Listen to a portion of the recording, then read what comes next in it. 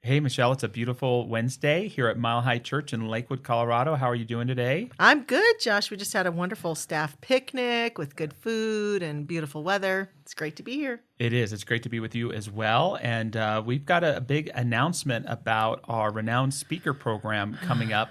Will you tell us who's coming to Mile High Church in November? Yeah, I'm very excited. November 3rd, Friday, November 3rd, we are so happy to be hosting Dan Harris.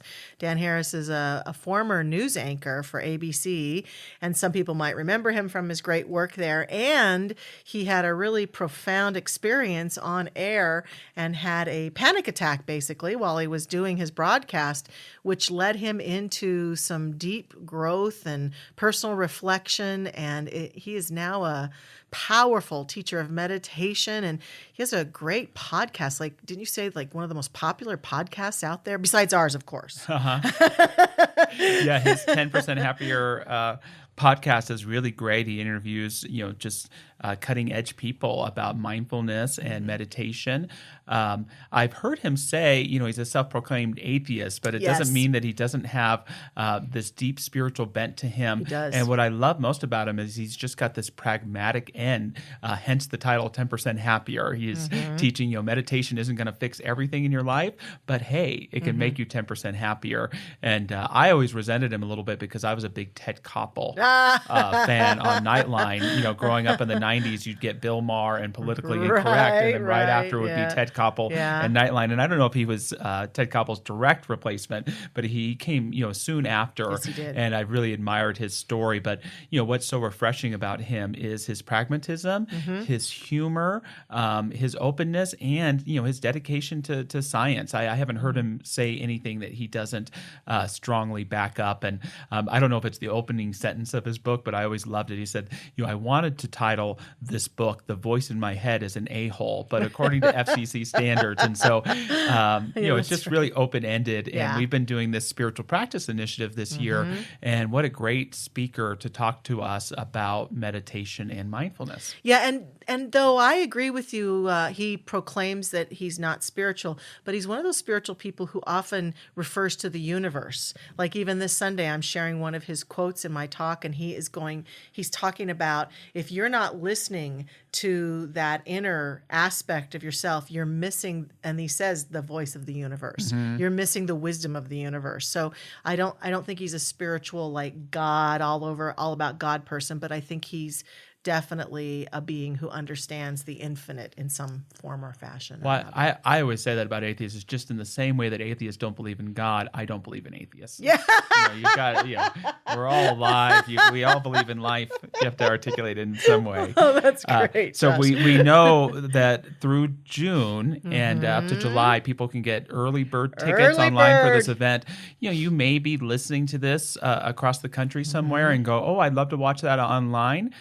Consider taking a trip out to Colorado. Join us in Denver. A lot of people, they feel Mile High Church is their home, but they haven't been on our campus. And so we promise, we haven't planned it out yet, but we're going to have a great weekend here. So there's going to be a Friday night. We have this thing called Sunday Morning Church you can come and show up to. And so, it's a great time. And even on the website, you can find hotels and things like that.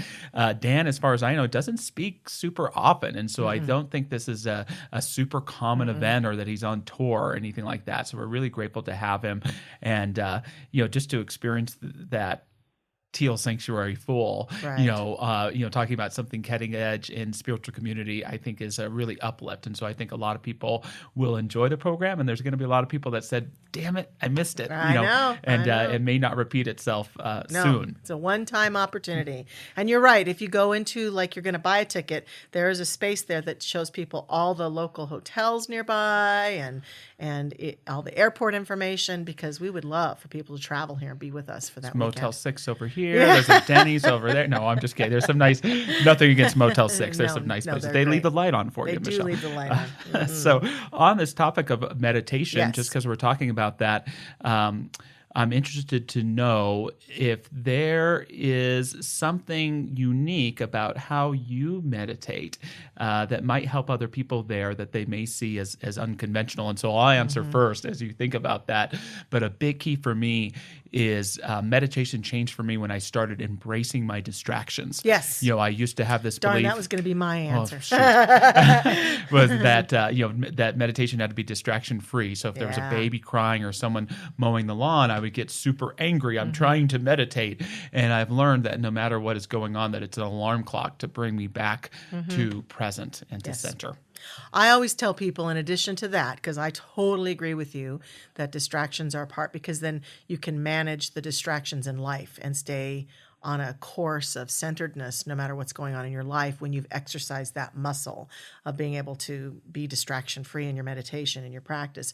I also feel that if you're somebody who sits down to meditate and you have all sorts of thoughts and things that just won't leave you alone, you are what we call normal. That every human, that the goal and the intention is not to necessarily not be thinking, it's to manage your thinking in such a way that you can take those distractive thoughts and not just ignore them. You and I both talk to people about writing things down, having a piece of paper and writing things down. My to-do list is often what mostly infringes on me. So it's like stopping and even holding those thoughts as holy, sacred aspects of myself so that I can return to center and just be mindful.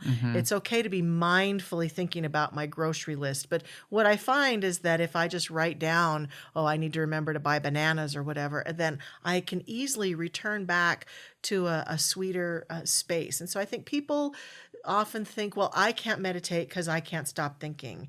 And I've listened to His Holiness the Dalai Lama, who meditates every single day of his life, one of the most holy, centered men I've ever encountered in my life. And he talks about being distracted and having a hard time with his thoughts and bringing compassion and bringing compassion for himself and compassion for those thoughts and the people who show up in his meditation. So it's all connected. So just letting ourselves just be who and what we are, I think, is a key thing. I love that. And then, I think that authenticity is a key to meditation, because if we're trying to be someone we're not, we're being someone superficial, and it's going to lead to superficial meditation. So I love that. Thanks so much for that sharing, Michelle. I call that practice oh shit meditation, where I'm forgetting, I forgot to do this yesterday, and or I want to do this tomorrow. So getting those notes in there and, having that compassion for ourselves. We're not going to develop Buddha-like compassion for the world if we don't treat ourselves well. Right. And what is meditation but that opportunity to be with our body,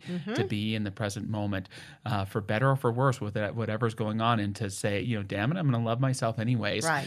In this point. One other tool for me, really important for meditation. Yes. Hot black coffee. Oh, sure. Well, that's the precursor for me. Yeah, Yes. see, that's how I get into something about it's not too sweet, so it's a little bitter, so it's not like a treat, but it smells, it awakens the senses, and it can help me get in that good meditative mode. Me too. Can you? You didn't know I was going to do that, but can you tell us briefly about VR? Oh my gosh. Yeah, I have, as you know, entered into the virtual reality meditation world, and I have a high value for beauty. I've always loved art and music, and there's something about the VR virtual reality headset. There's an app called Trip, TRIPP, and a lot of it is guided meditations, which I enjoy somewhat, but what really, it takes me into awe, because it's this 3D environment with these beautiful images, and they've really done a lot of studies on up-leveling the chemistry. So I often use the trips as a precursor to my regular meditation or prayer practice to get myself centered. And at the end of some of the trips, there's daily focus and other aspects you can do. I've entered in pictures of things and people that make me happy, like my husband and my son and my dogs and your daughter and some friends and outings and things that I just find beautiful. And at the end of the environment, there'll be this beautiful, wonderful mandala and all these little orbs with all the pictures of the people and things that I love in it. And it just gives me chills and makes me feel happy. And it just feels like the chemistry in my body gets itself all set. And I find that as a beautiful launching ground for my meditation work. And I've just loved it. I think I haven't missed a day with it other than I didn't drag it with me when I traveled because it's kind of bulky. But I just love it. And I love that. So Yeah. whether or not at home you have one of these or not, what great advice to in creating an altar with these pictures. It reminds me of like when I have to go confront my son. There's a baby picture of him on the wall, and I make myself stare at it for at least 60 seconds before the Reverend Ogre comes into his room. so thanks so much for those great tips, Michelle. I'm looking forward to having Dan Harris here and to a great month of stuff going on here at Mile High. We're heading in. We've got our Spirit of Independence service coming up. Yes. Father's Day, Juneteenth celebration during service. So lots of great things. Yeah, you don't want to miss it. These are all things that, in my personal opinion, are in Josh's realm of genius. Everything he talks about for the Spirit of Independence and Juneteenth and Father's Day. It's all like brilliant, Josh. I mean, he's always brilliant, but this is extra brilliant. So be with us on Sundays. Listen to our podcast. Listen to our services. You're going to be happy you did. Take care, all.